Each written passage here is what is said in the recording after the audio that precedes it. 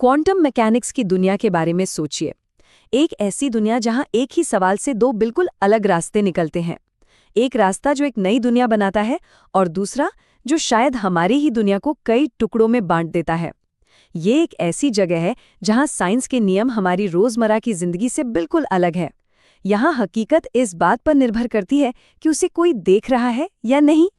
ये सवाल सुनने में थोड़ा अजीब लग सकता है ना? लेकिन यही अजीब सा सवाल क्वांटम फिजिक्स के सबसे गहरे राज को खोलता है और यही मशहूर श्रोडिंगर की बिल्ली वाले थॉट एक्सपेरिमेंट का सेंटर है। एक ऐसा एक्सपेरिमेंट जो हमें क्वांटम दुनिया की अजीबोगरीब सच्चाइयों को समझाने की कोशिश करता है। ठीक है, तो चलिए इसके पीछे के मेन कॉन्सेप्ट को समझते हैं। इसे कहते हैं सुपरपोजिशन। इसका मतलब ये है कि कोई भी क्वांटम सिस्टम एक ही वक्त में एक से ज्यादा स्टेट्स में हो सकता है, बिल्कुल उस घूमते हुए सिक्के की तरह। जब तक वो जमीन पर गिर नहीं जाता तब तक क्या है, हेड्स भी है और टेल्स भी, दोनों एक साथ। जब तक आप उसे नापते नहीं, सारी संभावनाएं एक साथ मौजूद रहती हैं। और क्वांटम पार्टिकल्स के लिए यह सिर्फ एक संभावना नहीं, ये उनकी हकीकत है। तो ये एक्सपेरिमेंट सेट कैसे किया गया? बहुत सिंपल है, लेकिन इसके नतीजे काफी गहरे हैं। सोचिए, एक बिल्ली है एक बंद डब्बे के अंदर। उसके साथ है एक रेडियो एक्टिव एटम जिसके खत्म होने का चांस बिल्कुल 50-50 है। अगर एटम खत्म होता है तो एक मैकेनिज्म जहर की शीशी तोड़ देता है और बिल्ली मर जाती है, और अगर नहीं होता तो बिल्ली जिंदा रहती है। यहाँ पर बिल्ली की किस्मत सीधे सीधे एक क्वांटम घटना से जुड़ी है। तो जब तक बॉक्स बंद है और एटम खत्म हुआ भी है और नहीं भी हुआ, तो इसका मतलब बिल्ली के लिए क्या हुआ? और पता है, इसमें एक मजेदार बात है। श्रोडिंगर ने एक एक्सपेरिमेंट इस थियरी को सपोर्ट करने के लिए नहीं, बल्कि इसका मजाक उड़ाने के लिए बनाया था। उनका पॉइंट ये था कि देखो, जब सुपरपोजिशन जैसी अजीब चीज को एक बिल्ली जैसी बड़ी असली चीज पर लगाते हैं तो कितना बेकार सा नतीजा मिलता है।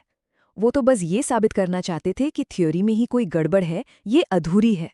लेकिन विडंबना देखिए, श्रोडिंगर की इस मजाक वाली पहेली को सुलझाने की कोशिश ने ही साइंस को एक चौराहे पर ला खड़ा किया। क्योंकि सुपरपोजिशन का आइडिया वो कहीं नहीं गया, वो बना रहा। और इस एक आइडिया ने आगे चलकर साइंटिस्ट्स को दो बिल्कुल अलग अलग रास्तों पर भेज दिया। जैसे एक ही राज से निकली दो अलग अलग खोजें।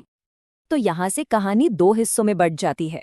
एक तरफ थे इंजीनियर्स। उनका सवाल था, ठीक है, अगर पार्टिकल्स एक ही टाइम पर कई स्टेट्स में रह सकते हैं तो क्या हम इस अजीब पावर का इस्तेमाल करके कुछ पावरफुल बना सकते हैं? और दूसरी तरफ थे फिलोसोफर्स। उनका सवाल था, एक मिनट, अगर एक बिल्ली सच में जिंदा और मरी हुई दोनों हो सकती है तो इसका हमारी हकीकत के बारे में क्या मतलब है? तो चलिए पहले रास्ते पर चलते हैं, प्रैक्टिकल इंजीनियरिंग वाला रास्ता। इस रास्ते का मकसद था क्वांटम की इस अजीबोगरीब दुनिया को कंट्रोल करना और उससे इंसानों के काम आने वाली चीजें बनाना। और इस सोच ने हमें कुछ कमाल की टेक्नोलॉजीज तक पहुंचाया है। इस पूरे रास्ते का दिल है क्यूबिट में। देखिए, नॉर्मल कंप्यूटर्स बिट्स इस्तेमाल करते हैं। ये स्विच की तरह होते हैं, या तो ऑन यानी 1 या फिर ऑफ यानी 0। लेकिन एक क्यूबिट सुपरपोजिशन की वजह से एक ही वक्त में 0 भी हो सकता है और 1 भी, दोनों एक साथ। वापस उस हवा में घूमते सिक्के वाली बात आ गई। और ये कोई छोटा मोटा सुधार नहीं है, ये जानकारी को प्रोसेस करने का तरीका ही बदल देता है। एक ऐसी कंप्यूटेशनल पावर का दरवाजा खोलता है जिसकी हमने कल्पना भी नहीं की थी। तो इसका आखिर मतलब क्या है? इसका मतलब है क्वांटम कंप्यूटर्स। ऐसे कंप्यूटर्स जो किसी प्रॉब्लम के हर मुमकिन समाधान को एक साथ एक्सप्लोर कर सकते हैं, जैसे एक ही टाइम में हजारों रास्ते ट्राई करना। और दूसरी चीज है क्वांटम क्रिप्टोग्राफी। ये ऐसी कम्युनिकेशन बनाता है जिसे हैक नहीं किया जा सकता। इसमें सिक्योरिटी फिजिक्स के नियमों से आती है, क्योंकि अगर कोई मैसेज को चोरी से देखने की कोशिश करेगा तो मैसेज खुद ब खुद बदल जाएगा और फौरन पता चल जाएगा कि कोई जासूसी कर रहा है। ये सुरक्षा मैथ्स पर नहीं, फिजिक्स के बुनियादी नियमों पर टिकी है। हाँ, लेकिन आने वाले कल को बनाना इतना आसान भी नहीं है। क्यूबिट्स आप समझिए, साबुन के बुलबुले की तरह नाजुक होते हैं, बहुत ही नाजुक। जरा से भी गड़बड़ी, थोड़ा सा वाइब्रेशन या टेम्परेचर में बदलाव और उनकी क्वांटम स्टेट खत्म हो जाती है। इस प्रोसेस को डीकोहेरेंस कहते हैं। इससे सारी कैलकुलेशन में गलती हो जाती है। इसलिए ऐसे सिस्टम्स को बनाना और उन्हें बड़े पैमाने पर ले जाना आज इंजीनियरिंग के सामने सबसे बड़ी चुनौतियों में से एक है। अच्छा, अब चलते हैं उस दूसरे रास्ते पर। थोड़ा ज्यादा दिमाग घुमाने वाला है ये रास्ता हमें वापस श्रोडिंगर की बिल्ली के पास ले जाता है। यहाँ सवाल टेक्नोलॉजी बनाने का नहीं था। सवाल ये था कि सुपरपोजिशन हमारे ब्रह्मांड के बारे में आखिर क्या बता रहा है। अगर सुपरपोजिशन की बात को गंभीरता से लिया जाए तो ये एक बहुत ही चौंकाने वाले नतीजे तक ले जाता है, जिसे कहते हैं द मेनी वर्ल्ड्स इंटरप्रिटेशन। ये थ्योरी कहती है कि जब बॉक्स खोला जाता है तो हकीकत कोई एक ऑप्शन नहीं चुनती, बल्कि हकीकत बट जाती है। एक यूनिवर्स में बिल्ली जिंदा है और ठीक उसी पल एक दूसरे पैरेलल यूनिवर्स में बिल्ली मर चुकी है। हर क्वांटम घटना हर पल लगातार नई नई दुनिया बना रहा है। और यहीं से आइडिया आता है क्वांटम अमरता का।